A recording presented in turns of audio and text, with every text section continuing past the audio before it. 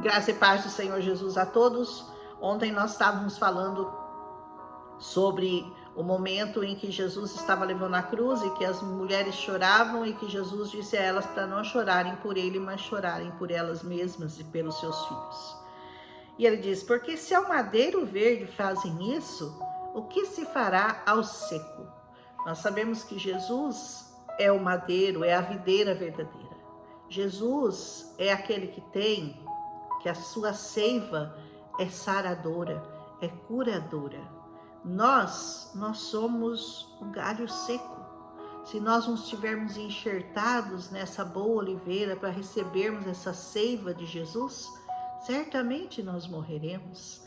Então ele falou: se estão fazendo isso com um madeiro verde, que no caso era ele, o que acontecerá com aqueles que não têm vida em si mesmo, porque a nossa vida não nos pertence, a nossa vida é muito passageira, nós não temos condições de entrar na vida eterna se não estivermos ligados no madeiro verde.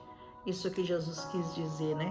Então, se ao madeiro verde fazem isso, que sou eu, que tenho seiva, que tenho frutos, que tenho palavras de vida eterna, que tenho poder para curar enfermos, vocês estão fazendo isso? O que vai acontecer com o madeiro seco? Que somos nós, madeiro seco, somos nós, né?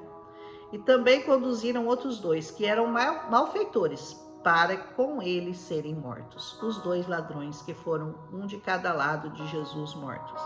Quando chegaram ao lugar chamado a Caveira, ali o crucificaram, e aos malfeitores, um à sua direita e outro à sua esquerda. Dizia Jesus: Pai, perdoa-lhes, porque não sabem o que fazem. E repartindo suas vestes, lançaram sortes. Essa parte é profética, lançaram sortes sobre as vestes de Jesus, é uma profecia que tinha que se cumprir, que diz que lançariam sorte sobre as suas vestes. E o povo estava olhando. E também os príncipes zombavam dele, dizendo: salvou aos outros, salve-se a si mesmo. Se esse é o Cristo, o escolhido de Deus, salve-se a si mesmo. Jesus poderia ter se salvado a ele próprio, mas aí você perderia a sua salvação. E ele escolheu morrer por você. E também os soldados o escarneciam, chegando-se até ele e apresentando-lhe vinagre. E dizendo: se tu és o rei dos judeus, salva-te a ti mesmo. Zombando do Senhor. Zombando do Senhor. Você acha isso terrível? Tem muita gente zombando do Senhor até hoje. Quando falam: essa pessoa se converteu, nossa, virou santo agora, virou crente. Zombaria, até hoje. Aqueles que realmente reconhecem a Jesus como único e suficiente Salvador ainda são zombados, porque essa palavra continua valendo por toda a eternidade. E também por cima dele estava um título, escrito em letras gregas, romanas e hebraicas. Não por acaso, hein? Estava escrito em grego, em romano e em hebraico. Gregos, porque era necessário que esses três povos, os romanos que dominavam os judeus, os hebreus e os gregos, soubessem que ali estava o Messias. Estava escrito: este é o rei dos judeus. Eram palavras de cinismo, mas que expressaram uma verdade que atravessou toda a humanidade, para todas as nações. E um dos malfeitores que estavam pendurados blasfemava dele, dizendo: se tu és o Cristo, salva-te a ti mesmo e a nós também. Respondendo, porém, o outro repreendia-o, dizendo: tu nem ainda temes a Deus, estando debaixo da mesma condenação? Nós, na verdade, com justiça, porque recebemos o que os nossos feitos mereciam, mas este nenhum mal fez. E disse a Jesus: Senhor, lembra-te de mim quando entrares no teu reino. Aleluia! Esse era o ladrão inteligente, esse é o ladrão que reconheceu Jesus no último minuto da sua vida e foi salvo por ele. Aleluia! E disse-lhe Jesus: em verdade eu te digo que hoje estarás comigo no paraíso. Aleluia! Jesus começou ali antes mesmo de morrer, ele já começou a salvar muitas e muitas vidas, como ele tem salvado até hoje. De que lado você está na cruz? Do direito ou está no esquerdo? Você já recebeu o Senhor? Você já reconheceu o reino do Senhor? Ou você ainda está blasfemando, falando palavras injuriosas contra o Senhor Jesus? Pensa bem. Já era quase a hora sexta e houve trevas por toda a terra, até a hora nona, escurecendo-se o sol. Brinca com o Senhor.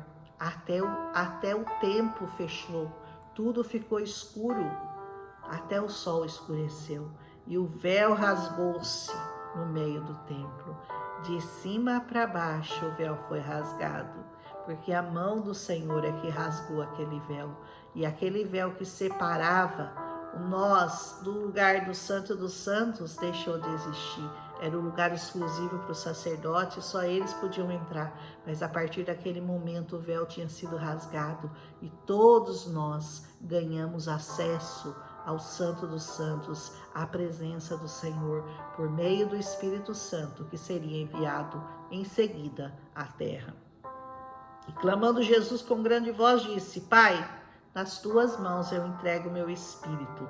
E havendo dito isto, expirou.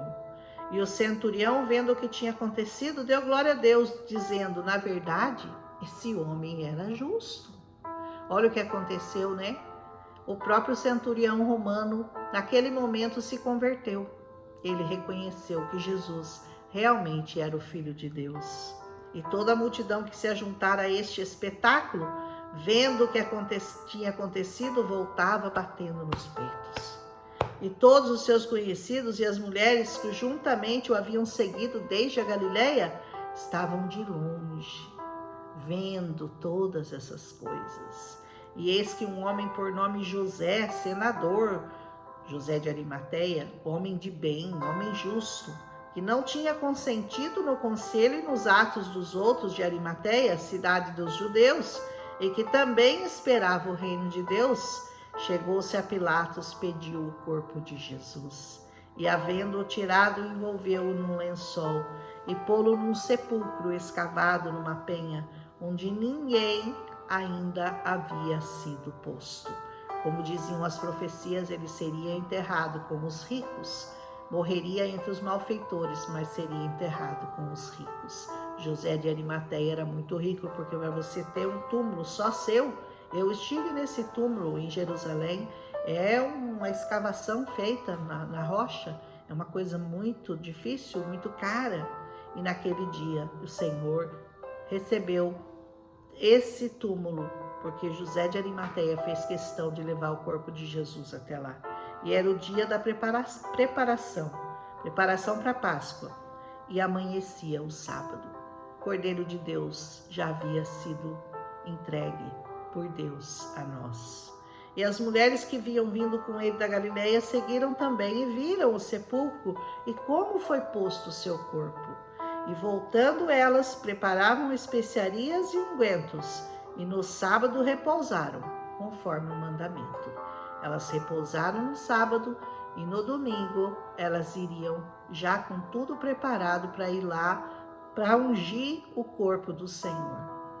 Mas nós já sabemos, né, que elas não vão encontrar ninguém morto lá. Elas vão encontrar vivo, ressurreto, o Rei dos Reis e o Senhor dos Senhores. Aleluia! Lucas 23, no capítulo muito bonito, que nos ensinou grandes coisas. Poderíamos falar muito mais sobre esse capítulo, mas eu creio que o Senhor vai falar muito ao seu coração de uma maneira diferente do que falou comigo. Amém? Que o Senhor nos abençoe, que Ele nos guarde, nos proteja de todo o mal, hoje e sempre. Um abraço em Cristo Jesus e até amanhã com o último capítulo do Evangelho de Lucas, e depois nós começaremos o Evangelho de João. Aleluia! Um abraço, até amanhã.